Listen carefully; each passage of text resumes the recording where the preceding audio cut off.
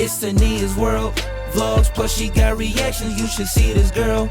Going up, she never lacking. It's Tania, you see her. Bringing flames, man, what? Gotta shout out T-Gang. Stand up, stand up.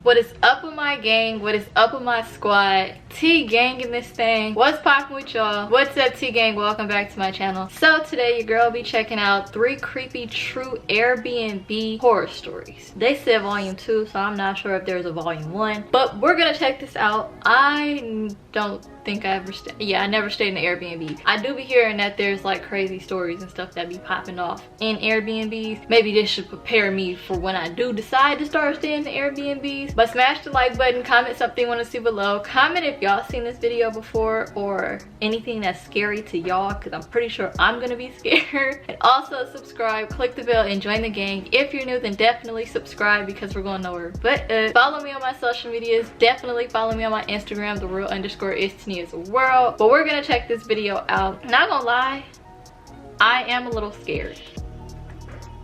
I'm not gonna lie. I owned an Airbnb house for several years. I stopped due to the stress of keeping up with it, as well as maintaining my actual job. The benefit of using Airbnb instead of renting the place out like you normally would is that you would have the chance to make a lot more money if your house gets booked a lot. Being in a relatively high traffic area for vacations, I did hear that. Airbnb was a great option for us. My wife and I were excited in the beginning, but it got more demanding as more people booked the house.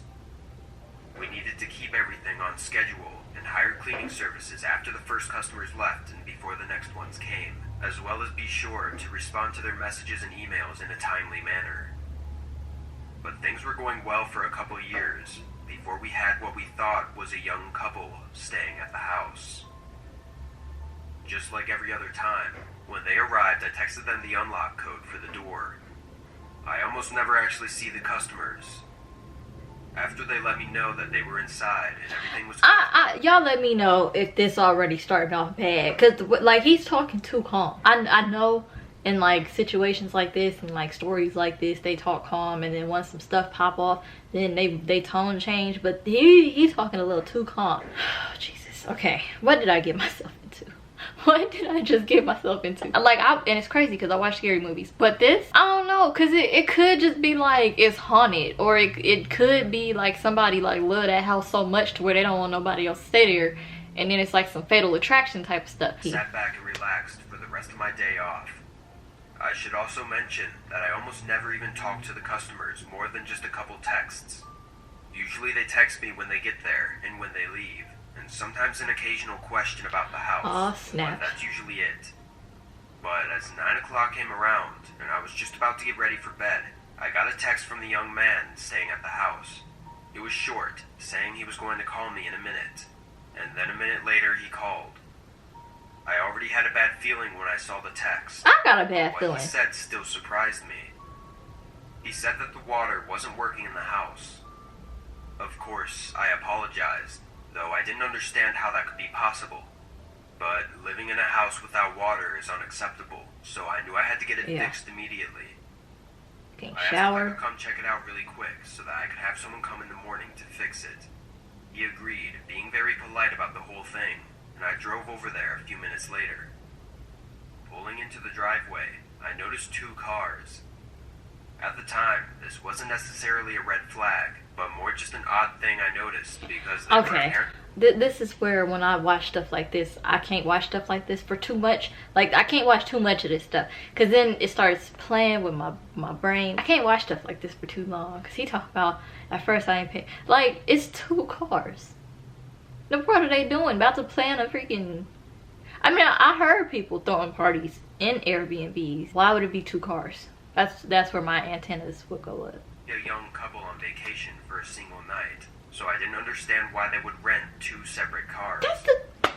I thought someone must be visiting them, which actually isn't allowed, but I didn't mind so much. What? I walked up to the front door and knocked, before entering the code and walking inside. I'm scared It was off. very quiet. Lord. I expected them to be waiting for me, but they weren't anywhere that I could see. I probably should have looked around for them first, but I was tired and just wanted to get this over with.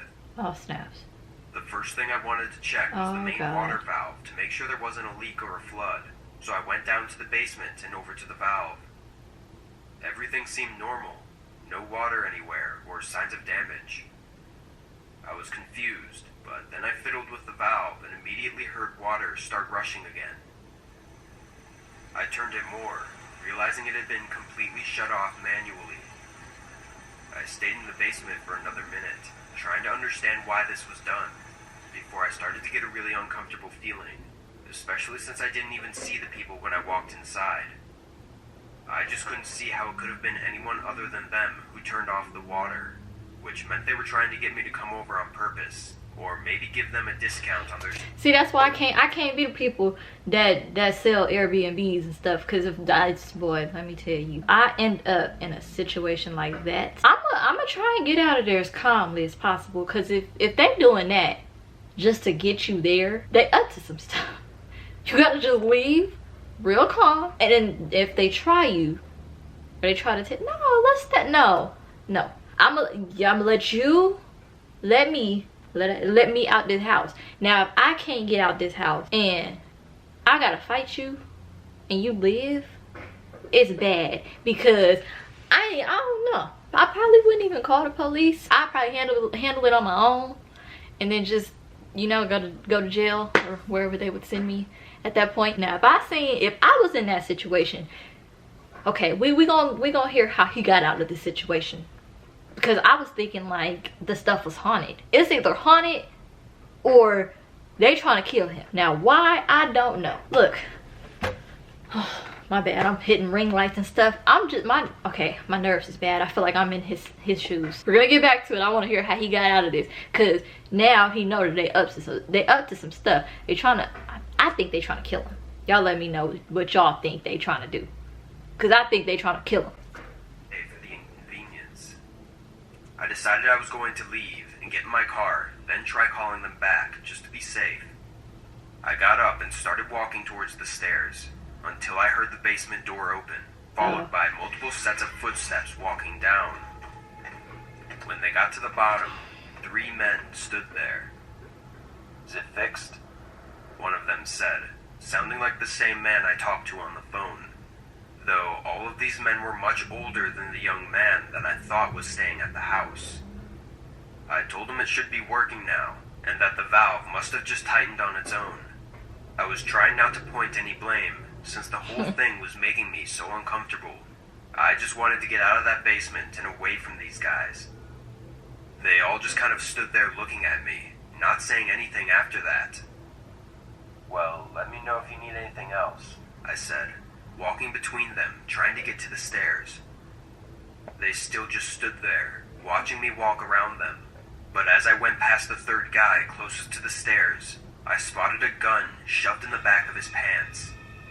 It made me freak out a little, and I rushed a bit quicker up the stairs, but they didn't follow. They stayed in the basement as I quickly walked out the door and drove away. When I got home, I woke up my wife and told her what had happened. She convinced me to call the police to check up on them. They weren't the people we thought were staying there. My question is, why in the world was she not up?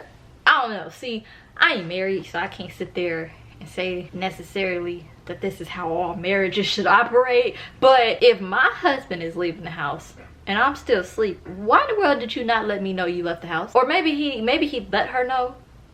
Okay, that would be messed up if he let her know and she went right back to sleep. What is wrong with you? You don't care about your husband? I don't know. I couldn't go back to sleep. I don't know if he told her he was leaving real quick or what exactly happened, but if he did and she went back to sleep, he deserved a freaking divorce. She needs to sign some freaking divorce papers. You just gonna go back to sleep. So you just don't care about me, huh? I was about to say I would go with him to see what happened, but when he said gun, I don't know. I'd be like, babe, kids. We gotta pick the kids up. That's what we gotta do. We gotta hurry up. I'm still stuck on the fact she went back to sleep. I don't know. I would personally ride with my husband. She went back to sleep. I don't know. Y'all let me know what y'all would do in that situation. It's not sitting well with me. Maybe she up to some stuff too. and the situation was strange, so it felt justified. She probably trying to set. Nah, I think we waited 20 minutes before a call came from an officer claiming nobody seemed to be home and that he may need me to open the door. I gave him the code instead. Yeah. And called back another 20 minutes later, saying that there was no signs of anyone still being there. The next day, we found out the card the man paid with was stolen, and after looking around the house, they had stolen some expensive decorations and appliances as well. I guess there never actually was a young couple either. The one thing that was left unexplained was their whole plan with the water not working. I think they either wanted me to not charge them for their stay, so that hopefully they could use the stolen card for longer, or they were planning on robbing me at gunpoint. But then that makes me question why they didn't. 3 dangerous, unidentified men blocking my exit in the basement after leading me into a trap, and they just let me go. It doesn't make sense to me, but after that, I never went to the house while customers were home, and a few months later, we stopped using Airbnb and just put the house up for rent. I don't even think I would do it again. I would not get no. I was taking a solo trip to Salt Lake City last year. I'd never actually had the chance to go on many vacations before, and when I did, it was always with my family. This was the first time I was finally going to get to enjoy my time somewhere else all by myself. I know it sounds a bit weird, but being alone is fine with me, especially since I'd never get to be alone. Anyway, I looked up both hotels and Airbnbs in the area, and surprisingly, the Airbnbs were a lot nicer and less pricey. However, all the cheaper ones were a bit further away from the city. I was driving my own car though, so I didn't care too much about having to travel a bit to the city, and went with a nicely sized Airbnb. It was small, but the kitchen and bedroom were nice, which was all I really cared about. I got there at 6 on Sunday morning. The owner texted me the password, and I brought all of my stuff inside. It was really nice, much better than the small apartment I shared Well, with my shoot, roommate. see, this is what this freaking whole video right here is about to freaking go into detail on how I feel to be the person that's owning the freaking property and the person that's oh Jesus, I'm scared to hear this one now, because if he was the owner and he went through that, just imagine being the person that is just staying there. The owner knows that house like the back of their hand. I'm pretty sure of it. We're gonna check it out. I don't know why I said I'd check it out, but we're gonna check it out. That's all I'm saying, because I'm scared. Once I got everything inside and set up, I hopped on the couch and turned on the TV. It was a 10-hour drive, so I was looking forward to chilling for the night and enjoying the silence. I fell asleep pretty quickly, but it was only around 7 o'clock, so my body woke me up a few hours later. The time was just past 10, and the TV was still on. I grabbed the remote and turned it off, then got up to get a glass of water before going to the bedroom. As I walked from the living room to the kitchen, I felt a strong, cold breeze brush against me. With my tired eyes, I looked to my right and saw the front door was fully open. My eyes shot open, and my heart pounded. Oh Lord, okay. I stared at the door for a moment, then looked around the room.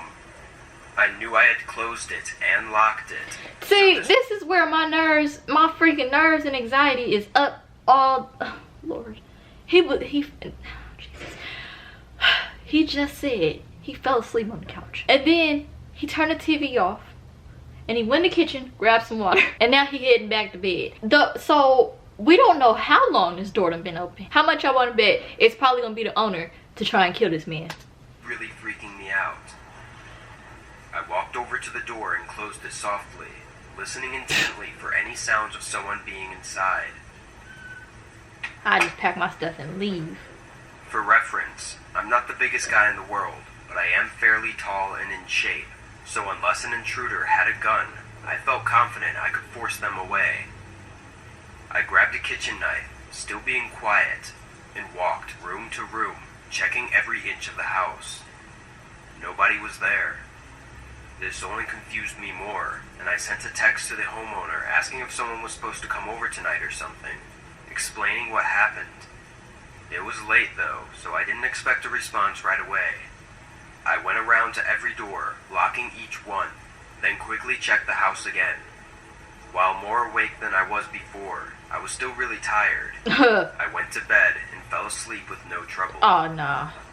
When I woke up, though, I was much less calm than I was before. I heard something from outside. Not outside the house, but outside my bedroom door. Oh, My legs feel like I'm about to run and I'm not even in his shoes. And kind of just froze, waiting for whoever was outside the room to do something first. As I sat there in bed, I thought about, look, I was raised, it ain't gonna come this way. If you bring it this way, I'm gonna make my way out, one way or the other. He talk about, why would you just lay there? Oh, Jesus, these people. I think, well, I don't know. The first one do sound like he had his antennas was up a little bit. He talked about, boy, first of all, you tripping. You just fell asleep on the couch. Freaking seen the door open. You text the owner. They said what they said. Then you go and lay down. I don't care if I check that room 3 times. I'm not going to sleep. I will sleep in my car, in front of a freaking gas station or a grocery store that's open 24 hours just in case some stuff pop off. It's cameras and it's people around. He talked about, Lord, I think the first one probably might be smarter than him. And you would think he would be a little bit smarter. how the person could have possibly gotten in. The only person who would have the password to the door was the homeowner. Oh, so Lord. honestly, in that moment, I was sure it was him. This gave me more courage, No doubt. thinking it must be some creepy guy who likes to spy on the people who stay at his Airbnb. I got out of bed, still not having heard anything else, and grabbed my phone from the nightstand to call the cops. I must have made too much noise though, because almost right away, someone started running away from the door and toward the front of the house. That You're only frightened tripping. You're tripping. They had to like not show their face telling these stories, because I just want to know what he looked like. Like, do you look really intelligent? Because you don't sound like you make smart moves, and I can't be around people that don't like. You don't really know who will make a smart decision until you in that situation. But like, you gotta at least pick them in a smart. I don't know. You just kind of got to use your common sense and see if they got your kind of common sense. And if y'all both got the same amount of common sense, then there you go. You can plan a trip. But in this sense, he's the only one. So it's not like you could put your common sense with his common sense and see if like this would even work. He just don't have enough common sense. anymore, knowing the intruder was standing right next to the bedroom door the entire time. I dialed 911. But during the time it took for the cops to arrive, nothing else happened. The person had left. I found a hotel to stay at for the rest of the vacation. But what's crazy is that the owner of the Airbnb gave me a refund, as he was able to prove it wasn't him. He was very concerned about it, and he was actually a really nice old man. It was already creepy enough when I thought it was the owner, but knowing that it was just some random guy makes it even worse. I don't know how he was able to get in, or why he was stalking me, but it still gives me chills thinking about it. The part I think about the most is waking up and seeing the front door open. Now that I know that someone was actually in the house, that meant that whoever it was came in and saw me asleep on the couch, then proceeded to do whatever He it about was to they just came make there it to worse. do. It's just really unnerving and creepy, and makes me never want to be at an Airbnb alone. Again, you gotta add the again part at the end of that, sir. Alright, let's hope and pray this person got some common sense at least. I was staying at a small 2-bedroom Airbnb during a vacation I took last year. This place was on the way to another Airbnb that I was going to stay at for the main portion of the vacation, but this was more of just a rest stop for the night. The place was clean and empty, just as expected when I arrived. I walked around the whole house to check it out before bringing in my luggage and sitting on the couch. It was probably 8 p.m. by this time of night. As I sat, dozing off a little, the doorbell ringing made me jolt awake. I looked over at the front door, confused and alarmed. I was a pretty small, young girl, so it's safe to say I'm often scared easily and don't like talking to strangers. Why would you plan it? Lord, I just want to hear if she got other people with her. Because why would you get a whole Airbnb? This is not your property. This is not your house. You don't own it. You don't know. Oh Lord, I think the first one probably done outdid both of these, because these two just ain't got no common sense at all. Especially at night when I'm alone. I got up and walked over to the door, hearing two men whispering to each other on the other side. The door didn't have a safety lock or anything, so I just kept the door shut and called out to them. Hello? Hey, we're here for the Airbnb. Can you open the door? A man called out. I loudly asked what they meant, not understanding what being here for the Airbnb was supposed to mean. He responded, saying that he had the place booked for the night.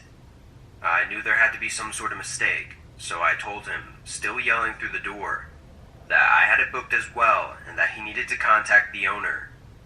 The man didn't seem happy about that, although if I were in his position, I'd be pretty upset too. I heard one pair of footsteps walk away from the door, while the other man asked again if I could open the door so that we could talk about it. Nope. I was about to give in, putting my hand on the doorknob, thinking that he seemed believable, but something came over me telling me to just play it safe. I said my husband would be down to figure it out in a few minutes. I didn't want them to think I was alone, so I was hoping that would catch him off guard if something was bad. The man didn't respond though. I waited for another minute, because I didn't hear any footsteps leaving, but then I moved the short curtain to the side and looked out the small window. The man I'd seemingly been talking to was facing towards his car, parked in the driveway, and past him was one of the most terrifying things I've ever seen. A group of maybe 5 people was standing further down the driveway, kind of hiding, as if waiting for a signal. This is like some freaking well, not necessarily like Us, but like y'all know when the son was like, Dad, there's a family in our driveway. Like, there's 5 people. My nerves is bad and I'm not even the one in the position. Like, see, the first 2 stories, I kind of got like a comeback for being in that situation. But what do you do when there's 7 people? Because she just said it was 2 people at the door. It's 5 people down the little driveway or whatever. I ain't gonna lie, I go down like Cleo from Set It Off. We play it day after day. Yeah, day after day. Day after day, seems like I push against the clouds. You just gotta go out like Cleo. That's all I can say. You gotta go out like Cleo. You gotta go out like one of them. I don't know. Honestly, the only person I can't think of in this situation is Cleo. Sit there real quick and just realize what's going down exactly, because you ain't getting out, obviously. They all had some form of face covering. Oh, and I God. couldn't see the other side of the door, but I assumed there were even more people over there. Knowing that this was very likely a gang due to the city I was staying in, I was completely horrified. I backed away from the door, fully panicked and trying not to hyperventilate. I then went to the bedroom to get my phone and call the police, and I could hear more footsteps all around the house. It was like I was surrounded by a pack of wolves who at any minute could crush the windows and break inside. I took my phone into the bathroom with me and called 911, trying to remain calm. The operator also told me to be quiet and stay calm, as they were sending a group my way and would be there in just a few minutes. I stayed on the line, still hearing footsteps walking around outside the place, until the horrible sound of wood bending and then snapping came from the front door. Oh, Lord. I was crying profusely now, trying to muffle my mouth with my hand. I listened as a whole group of people ran inside, opening doors and cabinets before one approached the bathroom door and tried the handle. "Here," he yelled, then walked away. The group continued looting the house before sirens were heard in the distance and they began to scatter out of the place. They had all left by the time the police got inside. See, that's what don't make no sense with the police. Like, I understand like a high-speed chase or something, like maybe you could use your sirens, but why would you use your sirens if somebody clearly just said there's somebody trying to kill her? Does that make any sense? Why are you using your... I understand to get everybody out the way on the street, but like when you get real close to that destination, I think them sirens need to go off. I don't know, me personally, like if I was a cop, I would prefer to capture the person instead of the person know I'm trying to capture them and they run off, because they could easily do it again. That just makes a lot more sense to me. But I mean if I was the criminal, I would prefer to be able to escape. But in this sense, you don't want them to know that you on your way. I don't know what I would have did. Part of me is like, why didn't she try to run out the back? But then she said it was 5 of them, so they probably all surrounded each part of... Oh, Lord, I don't know what I would have done in this situation. My luggage was gone. My car had its windows shattered and was looted as well. Dang. One of the officers sat with me to discuss some details, and he informed me that they've been having problems with large groups or gangs breaking into homes recently. They don't think the main goal is to hurt the residents at all, but rather to just rob them of everything. So that's likely why they left me alone in the bathroom, knowing I wasn't a threat. Whether their intentions were to harm me or not, it was still terrifying. I know it likely had little to do with me staying at the Airbnb that night, but it has still made me really anxious every single time I stay at an Airbnb now. What? Why would you freaking stay at another I don't know about staying at no... If I was in this situation, I don't think I would have stayed in no more freaking Airbnbs. I would have said screw the second one that she gotta go to. I don't have a comeback for the last story, but the last story gotta be like the most scariest of them all. It's cool, y'all could just take the Airbnb. I sleep in my car. I am one of them people where if something don't sit well with me and I ain't got nowhere to sleep that night, I will sleep in my car. Because I mean, the first one, it wasn't like they were staying there, they were the owner, so they had a place. They just had to get out of the freaking Airbnb. The other two, I sleep in my car. Screw it. I don't care. I don't care. I wake up musty, bad morning breath and all. But smash the like button, comment some more stuff you want to see. Honestly, I ain't gonna lie, they do have some good stories. So y'all let me know if y'all like this one and y'all want me to react to another one. Also subscribe, click the bell, and join the gang. If you're new, then definitely subscribe because we're going nowhere but up. Follow me on my social media. Definitely follow me on my Instagram, _it's_me as well. But until next time, remember it's T gang or no gang. We out.